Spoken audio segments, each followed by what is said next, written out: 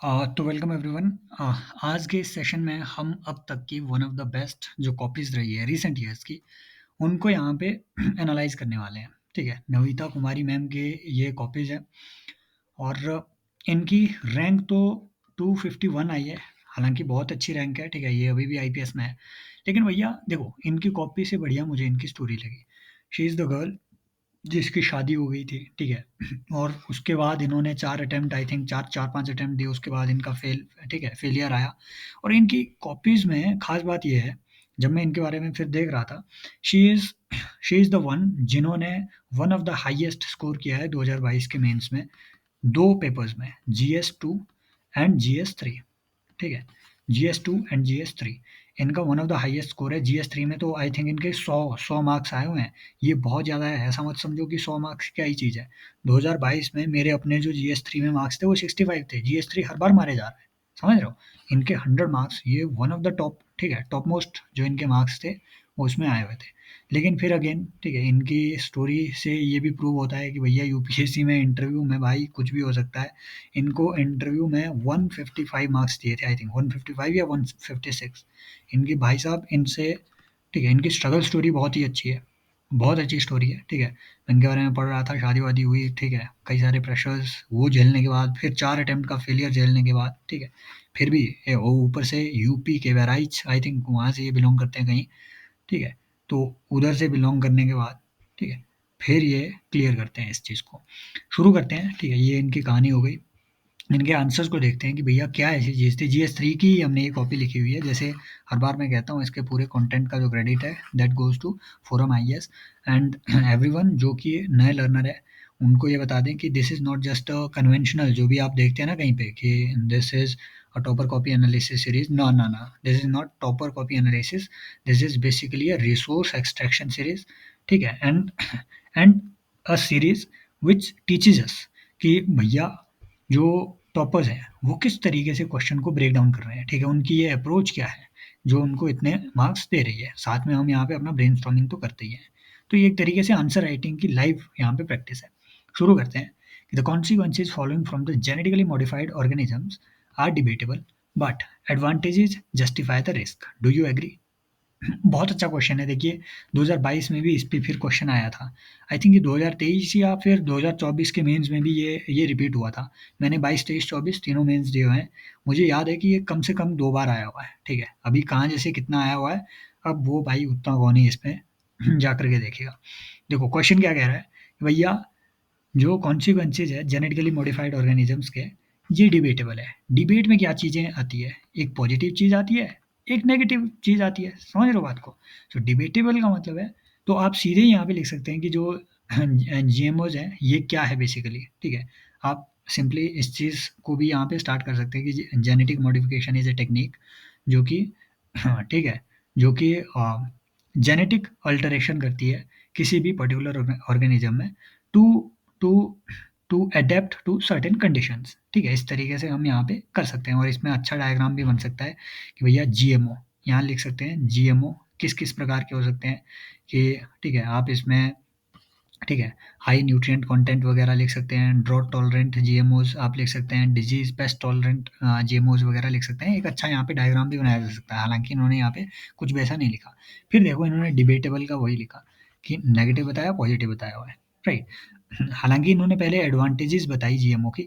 I think question के flow के हिसाब से हमें यहाँ पे पहले इसके ड्रॉबैक्स बताने हैं कि जीएमओज़ के जो ड्रॉबैक्स हैं, देखो पहले हमें इसके रिस्क बताने हैं, फिर बताना है कि however there are certain advantages which justify these risks. फिर बताना है वे फॉरवर्ड, भैया रिस्क तो है, लेकिन वे फॉरवर्ड क्या किया जा सकता है, ठीक है? आगे I think this this could be a better flow. देखते हैं इन्होंने किस तरीके से इसे टैकल किया है कि देयर आर एनिमल्स, प्लांट्स, ठीक है, bio organisms etcetera and they are genetical modified for human use and application. बहुत जनरल सी ये इनकी इंट्रोडक्शन है। आई थिंक इन्होंने later part of the paper में, मतलब लेटर हाफ में इन्होंने शुरू से ये किया हुआ है। कई लोग ऐसे करते हैं, पहले क्वेश्चन नंबर 11 से 20 तक करते हैं अच्छे से, फिर ये ऊपर वाला करते हैं। लेकिन ठीक है, डिसेंट इंट्रो है ये। देन एडवांटेजेस इन्होंने बताई हुई है। इससे पहले यहाँ पे आते हैं डिसएडवांटेजेस में।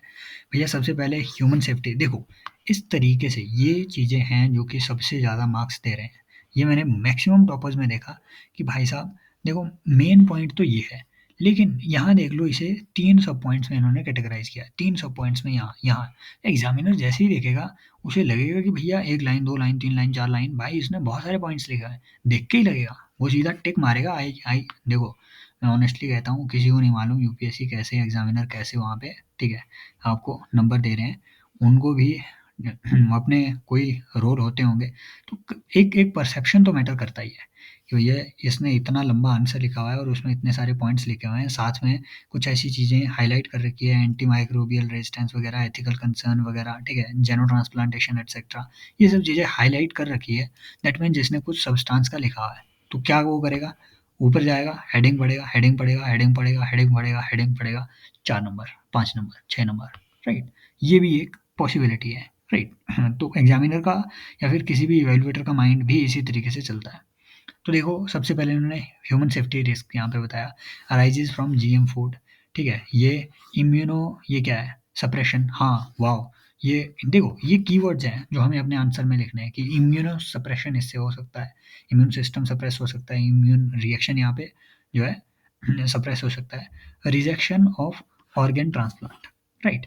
तो जैसे पिग का, हाँ ये जो अभी जेनो ट्रांसप्लांटेशन हुआ था कि पिग का लिवर नहीं एक्चुअल में आई थिंक, हाँ पिग का जो लिवर है जो रिसेंटली ट्रांसप्लांट हुआ था, ये पिग का लिवर नहीं, आई थिंक पिग का हार्ट, ये हार्ट की सर्जरी वो की जा रही थी इंसान पे। तो वो जो रिसेंट ट्रांसप्लांटेशन थी वो फेल हो चुकी है, राइट? जेनो ट्रांसप्लांटेशन। देन हमने यहाँ पे है ना, हमने पढ़ा था इसके बारे में, अल्फा गाल करके जीन था उसमें एक, तो जिसकी वजह से इम्यूनो सप्रेसेंट, ठीक है, इम्यूनो सप्रेशन हुआ था, एक रिएक्शन हुआ था बॉडी में जिसकी वजह से फिर वो आदमी ही मर गया जिसमें पिग का वो हार्ट डाला गया था। आई थिंक ऐसा कुछ था स्टोरी, जितनी मुझे याद आ रही है 2 साल पहले की स्टोरी है। इन्होंने यहाँ पे ये एग्जाम्पल में कोट कर दी।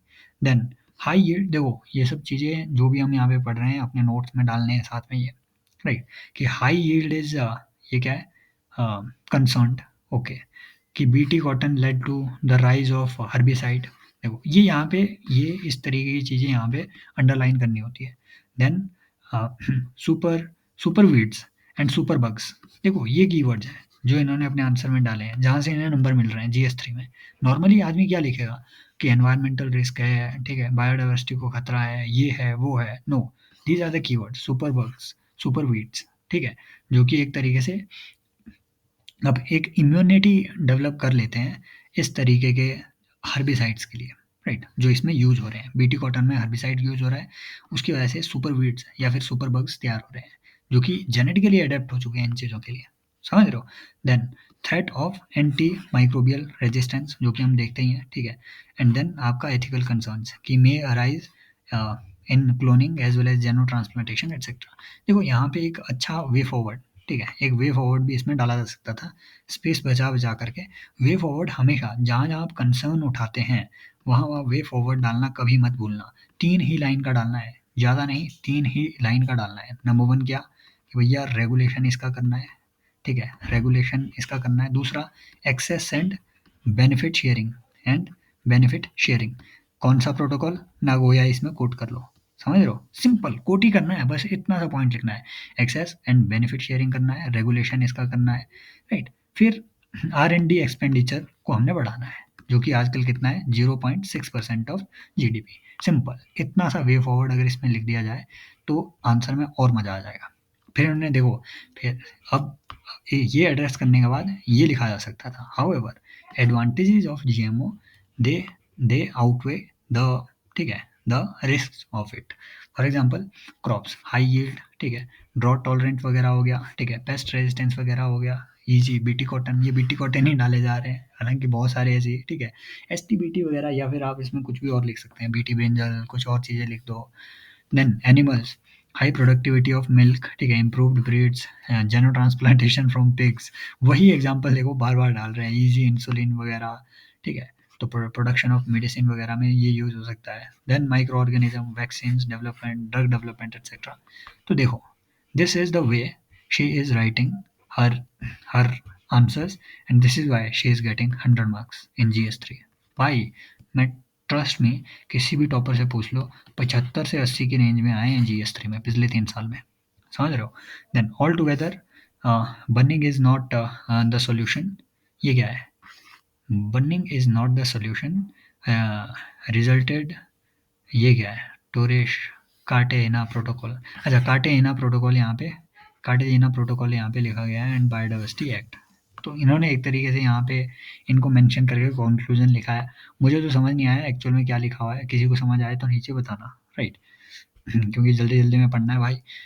ये 10 मिनट चले गए, जिन जिन को लग रहा है कि 10 मिनट वेस्ट हो गए हैं वो 2x में देख सकते हैं, फिर भी जिन्हें लग रहा है कि 5 मिनट वेस्ट हो गए हैं वो वीडियोज़ को स्किप कर सकते हैं और दूसरी बार नहीं आ सकते। हमने बहुत अच्छे से ये GM क्रॉप्स का स्पेशली, ठीक है, मेंस के पर्सपेक्टिव से अच्छे से ये चीज़ देखी हुई है, राइट?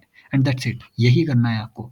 यही नोट्स जो हमने अभी यहाँ प्रिपेयर किए यही रटने हैं, यही अगले साल चिपकाने हैं। Answer writing is this only. Next आता है कि how are fuel cell electric vehicle FCEV different from battery electric vehicles. Okay, and highlighting the advantages of electric vehicles suggest measures for accelerating the e-mobility in the country, right? बहुत simple सा ये question है कि जो आपका fuel cell electric vehicle है ये battery electric vehicle से किस तरीके से अलग है, राइट? तो देखो, दोनों का मैकेनिज्म डिफरेंट होता है। सिंपल बात यह है कि जो फ्यूल सेल इलेक्ट्रिक व्हीकल होते हैं ये कौन से व्हीकल होते हैं जिसमें आपका फ्यूल यूज होता है डायरेक्टली। आपका देखो, ये fuel cell electric, for example आप hydrogen fuel cell electric vehicle की बात करते हैं, इसमें फ्यूल के तौर पे क्या यूज होता है? हाइड्रोजन। हमने ये टेक्नोलॉजी पूरी साइंस एंड टेक की क्लास में पढ़ी हुई है, ठीक है? सेम भाई, ये हमने साइंस एंड टेक की क्लास में पढ़ी हुई है। हमने देखा था कि इधर एक बीच में मेम्ब्रेन होती है, इधर आपका जो है हाइड्रोजन होता है, ठीक है? इधर आपका हाइड्रोजन होता है जो कि, ठीक है, आप और इधर आपने क्या है कि ऑक्सीजन रखा होता है, ठीक है? ऑक्सीजन रखा होता है। तो हाइड्रोजन में क्या है कि इसके इलेक्ट्रॉन इधर से फ्लो करते हैं, आयन इसके इधर से फ्लो करेंगे। समझ रहे हो बात को? और ये O2 का क्योंकि नेगेटिव ड्रैग होता है तो ये है ना ऑक्सीजन की तरफ, यहाँ से ये पॉजिटिव इधर ऑक्सीजन की तरफ आने की कोशिश करेगा। तो जैसे ही ये इलेक्ट्रॉन इधर से फ्लो करेंगे इससे इलेक्ट्रिसिटी निकलेगी। उस टाइम हाइड्रोजन क्या होगा? हाइड्रोजन स्प्लिट हो जाएगा, ठीक है? इलेक्ट्रॉन इधर से, बाकी के जो आयन्स यहाँ पे बचेंगे वो इधर से फ्लो करेंगे और फिर यहाँ पे वापस ये मिल जाएगा ऑक्सीजन के साथ। यहाँ से फिर क्या निकलेगा? H2O। इसीलिए वो जो क्वेश्चन भी था हाइड्रोजन से, ठीक है, hydrogen fuel cell electric vehicle से क्या निकलता है? एग्जॉस्ट, सिर्फ पानी निकलता है, साफ पानी। और जब ये इलेक्ट्रॉन यहाँ से फ्लो कर रहे होंगे उस टाइम यहाँ से करंट भी निकलेगा भाई साहब। उसी करंट से आपका क्या है? व्हीकल चलेगा। ये है फ्यूल सेल इलेक्ट्रिक व्हीकल की, ठीक है? इस तरीके से फंक्शनिंग भी यहाँ पे दिखाई जा सकती थी। सिंपल डिफरेंस भाई यही है ना? अब ये फ्यूल सेल इलेक्ट्रिक व्हीकल कई तरीके के हो सकते हैं। हाइड्रोजन का फ्यूल सेल इलेक्ट्रिक व्हीकल हो सकता है, इवन आपका, ठीक है, माइक्रोबियल फ्यूल सेल भी होता है। हमने पढ़े हुए हैं, भूलना मत। माइक्रोबियल फ्यूल सेल भी होता है, माइक्रोब्स का जो बना हुआ है, जिसे नहीं, ठीक है? इन सब चीज़ों का अगर किसी को फंक्शनिंग वगैरह नहीं मालूम, रुको, कहीं पे साइंस एंड टेक में एनरोल मत करना। जो अभी यहाँ पे देख रहे हैं वो कोर्स फिर से आएगा और एकदम बढ़िया से, ठीक है? कोई भी यार, कोई कॉस्टली नहीं है, ऑनेस्टली बताऊँ। आप जो है 7-8 हज़ार रुपये आप, हाँ, ठीक है, कहीं पे अगर लगा रहे हैं एक बार, ठीक है, वो जा करके देख लो। अगर ये सब चीज़ें समझ नहीं आ रही है, उधर बहुत ही अच्छे से मैंने पिछले साल भी ये कवर की थी और ये डायरेक्टली वहाँ से ये सब चीज़ें आई हुई है। समझ रहे हो? देन और फिर बैटरी इलेक्ट्रिक व्हीकल क्या चलता है भाई साहब? इसमें तो सिंपल आपकी बैटरी चलती है। ये बैटरी है, चार्ज होगी, डिस्चार्ज होगी, सिंपल चार्ज डिस्चार्ज साइकिल का। अब ये बैटरी किसी भी तरीके की हो सकती है, एल्यूमिनियम आयन बैटरी हो सकती है, लिथियम आयन बैटरी हो सकती है, सोडियम आयन बैटरी हो सकती है। ये सब बैटरीज हमने पढ़ी हुई है, सारे तरीके की। सिंपल डिफरेंस यही है। ये डिफरेंस बस लिख देते और उसके बाद फिर मेजर्स बताने। भाई मेजर तो वही है, इंसेंटिव दे दो, है ना? या फिर पेगुवियन टैक्स लगाओ। पिगुवियन टैक्स के बारे में हमने पढ़ा हुआ है, जिसे नहीं मालूम है पिगुवियन टैक्स, या फिर लिख के दिखाओ नीचे। जो फॉलो कर रहे हैं रेगुलरली वो लिख के दिखाओ नीचे पिगुवियन टैक्स। हमने नाम नहीं सुना, इतनी बारी बताया हुआ है पीवाईक्यू की सीरीज में। आई थिंक मैंने कई कई बार ये बताया हुआ है, पिगुवियन टैक्स, पिगुवियन टैक्स। इस तरीके का टैक्स, बेसिकली कार्बन टैक्स वगैरह ये लगा लो। समझ रहे हो? पोल्यूशन टैक्स लगा लो गाड़ियों में, उससे इलेक्ट्रिक आपकी जो व्हीकल है, ठीक है, वो बढ़ेंगे। देन गवर्नमेंट स्कीम यहाँ पे कोट की जा सकती है, for example fame 2.0। For example, हाँ देखो, मैं उस स्कीम का नाम भूल गया। गवर्नमेंट ऑफ इंडिया की एक स्कीम है, वो क्या कहते हैं, कमर्शियल व्हीकल्स के लिए 50% जो है सब्सिडी वो गवर्नमेंट ऑफ इंडिया देती है। और ये स्कीम आई थी, मैं उसका नाम भूल गया। तो ये सब चीज़ें हम कर सकते हैं। देन इम्पोर्टेंटली इसमें चैलेंज भी हाईलाइट यहाँ पे किए जा सकते हैं, ठीक है, चैलेंजेस। हालांकि अगर चैलेंज हाईलाइट नहीं भी करने हैं तो वो ऐसे लिखे जा सकते थे कि apart from these measures following challenges need to be addressed, ठीक है, फॉलोइंग या है ना। वो क्या मेन चैलेंज क्या है भैया इंडिया में, चार्जिंग इंफ्रास्ट्रक्चर नहीं है।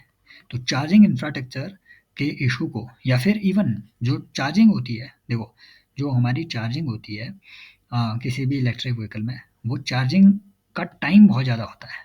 तो ठीक है, गाड़ी कभी भी खड़ी रहना पसंद नहीं करेगी हाईवे में कि रुको रुको चार्ज हो रही है।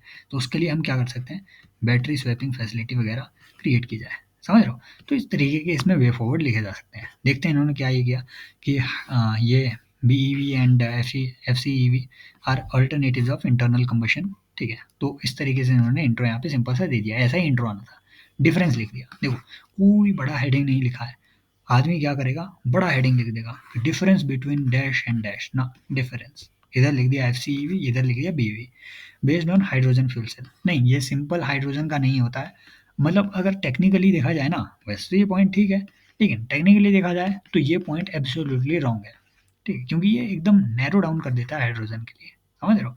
बेस्ड ऑन बैटरी, ये सब चीज़ें हैं, lithium lead acid battery etcetera. ये क्या है, continuous supply of fuel is needed. हाँ, चार्जेबल डिस्चार्जेबल होता है। आप इसमें ये भी लिख सकते हैं कि it is not chargeable through electricity, समझ लो। Then fueling of H2 time is 5 minute. ये खुद ही लिख दिया इन्होंने कि भैया हाइड्रोजन 5 मिनट में फिल हो जाती है, इसमें चार्जिंग 40 से 50 मिनट। देखो ऐसे पॉइंट क्रिएट कर रहे हैं, ये लॉजिकल है भाई, इससे इंप्रेस होता है, मैं भी इंप्रेस हो रहा हूँ भाई, अच्छा पॉइंट क्रिएट किया है।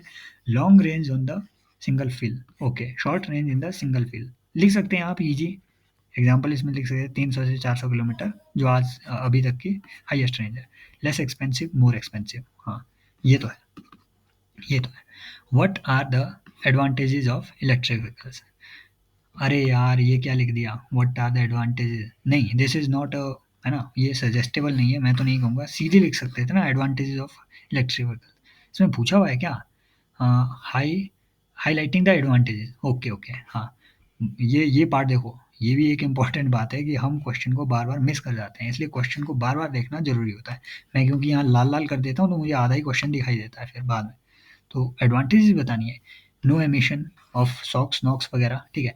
इस चीज़ को देखो, एक टेक्निक मैंने ये भी देखी है उनके, क्या कहते हैं, जो ए आई आर 1 या फिर AIR 2 थे इस साल के, उनकी टेक्निक ये थी, यहाँ वो लिखेंगे नो एमिशन, एक ऊपर को नीचे को इधर को, तो जी जो लाइन में लिखा हुआ है यहाँ पे लिखेंगे वो पार्टिकुलर मैटर, यहाँ लिखेंगे वो सॉक्स, इधर लिखेंगे वो नॉक्स। पेज भी देखो भरा भरा सा लगा, ठीक है। और एक तरीके से ये भी एग्जामिनर को इतना आगे नहीं आना पड़ा पढ़ने के लिए, यहाँ उसने सीधा देख लिया कि यहाँ कुछ क्रिएटिविटी है। सो ये एक एक और टेक्निक है जो आप एक्सपेरिमेंट कर सकते हैं एग्जाम्पल लिखने के लिए। Lesson the reliability of fossil fuel, है ना, सैड, ये क्या है, करंट अकाउंट डेफिसिट, वाओ ये भी एक अच्छी बात है। And helps to achieve the climate change, ठीक है, ये भी है।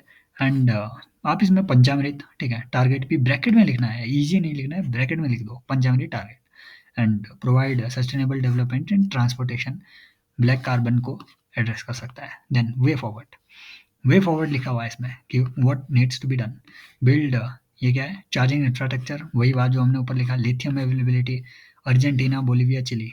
ये इसी चीज़ को देखो, इसी चीज़ को AIR 1 कैसे लिखा करते थे, या फिर श्रुति शर्मा मैम कैसे लिखते थे, लिथियम ट्राइंगल यहाँ लिखेंगे कि एंश्योर लिथियम अवेलेबिलिटी, बनाएंगे एक ट्राइंगल अर्जेंटीना बोलीविया चिले, समझ रहे हो, ऐसे, या फिर अर्जेंटीना इधर आना था यार, right. Then research and development, वही बात जो हमने ऊपर लिखा, advanced lithium ion battery production, ISRO भेल प्रोजेक्ट। किसी को कुछ नहीं पता कि इसरो और भेल का क्या प्रोजेक्ट चला हुआ है समझ रहे हो, लिख दिया, है ना, चला होगा, बट ट्रस्ट मी एग्जामिनर नहीं जाने वाला ये खोजने की क्या प्रोजेक्ट चला है। एडॉप्शन ऑफ फेम 2.0 प्रोग्राम, वही चीज़ जो हमने ऊपर डिस्कस करी। देखो आई नो टाइम लगा है, दो ही क्वेश्चन हमने यहाँ पे डिस्कस किए हैं, but these are potential questions, good questions. And trust me, ये भी जो हमने यहाँ पे देखा हुआ है, सिर्फ ये आप अपने नोट्स में, आप क्या मतलब, ये हमारे लिए भी है मेरे लिए भी है, सिर्फ ये ही अगर नोट्स में डाले भी जाए, राइट, तो भी बहुत बढ़िया। ये देखो ये बेस्ट क्वालिटी आंसर्स है, मुझे मुझे इसकी बेस्ट क्वालिटी आंसर्स लगे हैं इन चीज़ों के। 5 पॉइंट, 5 पॉइंट, 4 पॉइंट, 5 पॉइंट, कितने हुए ये? 10, 4, 14, 5, 19, 19 पॉइंट है भाई इस आंसर में। एग्जामिनर क्यों नहीं देगा इसमें 8 नंबर या 7 नंबर क्यों नहीं देगा? मन क्यों नहीं करेगा उसका देने का, है ना? जहाँ कोई लोग सजेस्ट करते हैं कि 8 पॉइंट्स में खत्म कर दो ना, मैं क्या कहता हूँ, एक्सप्लेन मत करो, है ना? मैंने भी फर्स्ट अटेम्प्ट में यही किया हुआ है। फर्स्ट मेंस में मैंने 6 से, है ना, 6 से 7 पॉइंट लिखता था। सेकंड मेंस में भी 8 से 9 इतने ही लिखे जाते थे यार, है ना? क्योंकि कंक्लूड नहीं होता था। इस बार थोड़े ज़्यादा लिखे हुए हैं, खैर क्या ही करने उसके, बाद में रिजल्ट आएगा तो देखी जाएगी। फिर से फेल हो गया तो इधर फिर से वीडियो इजी बनाएंगे। लेकिन देखो बात ये है कि टॉपर्स जो हमने अभी तक देखे हैं, जो टॉपर्स हमने देखे हैं, जो टॉप स्कोर कर रहे हैं, वो भाई पॉइंट्स भर के लिख रहे हैं। 12 पॉइंट, 13 पॉइंट, 14 पॉइंट। ऐसा नहीं कह रहा हूँ कि भर के लिखो तो कंप्लीट ही नहीं होगा पेपर, है ना? आर्गुमेंट ये भी है, बट पॉइंट्स को छोटा करो और बहुत भर के लिखो। पॉइंट्स को छोटा करो और बहुत पॉइंट्स लिखो, छोटा करो बहुत पॉइंट लिखो, ऐसे छोटे points, right? This is the technique. So हम यहाँ पे इस चीज़ को एंड करेंगे और अगले 4-5 दिन, ठीक है, 4 से 5 दिन यार मैं थोड़ा बाहर हूँ, तो कोई भी वीडियोस वगैरह नहीं आएंगे। तो कोई भी नीचे कमेंट नहीं करेगा या फिर कोई भी मुझे मैसेज नहीं करेगा, क्योंकि I will not be responding to messages as well. मैं टेलीग्राम पे भी अवेलेबल नहीं रहूँगा कुछ कुछ दिनों के लिए। तो राइट, हाँ, स्पेशली राइट, 2-3 दिन बाद से, तो ठीक है, तब तक कोई भी वीडियोस नहीं आएगी। जिन जिन लोगों ने मुझे मैसेज किए भी थे, ट्रस्ट मी, आफ्टर 24th और 25th this month you will see so many initiatives on this channel, ठीक है, so many initiatives for prelims as well as mains के लिए। तो यार देखो, ऑनेस्टली मेंस के लिए आपने जो भी नोट्स नोट्स कहीं से बनाए होंगे वो बना दिए हैं, ऑलरेडी बन चुके हैं, वो सफिशिएंट है। अब जो मेन चीज़ रहता है ना, और मेंस के लिए जो भी सबसे ज़्यादा मैटर करता है, वो करता है आंसर राइटिंग या फिर आंसर स्ट्रक्चरिंग जिसे मैं कहूँ। तो मेंस के लिए तो बेस्ट क्या ही हो सकता है, जिन जिन लोगों ने टॉप स्कोर किया है उनके आंसर्स पढ़ते जाओ, पढ़ते जाओ, पढ़ते जाओ, दिमाग वैसे ही बनता जाएगा, वैसे ही सोचता जाएगा, समझ रहे हो? मेंस के लिए तो ये चलता रहेगा, प्रीलिम्स के लिए बहुत सारी चीज़ें जो है स्पेशली आने वाली है, ठीक है? तो डोंट वरी अबाउट दैट, चीज़ें आती रहेगी। आप भी कमेंट सेक्शन में पार्टिसिपेट करते रहिए, ठीक है? बताते जाइए, अपनी राय दीजिए कि किस तरीके से क्या-क्या चीज़ें बेहतर की जा सकती है। I always love reading your comments. Thank you so much. Take care. Bye bye. As always, love you all.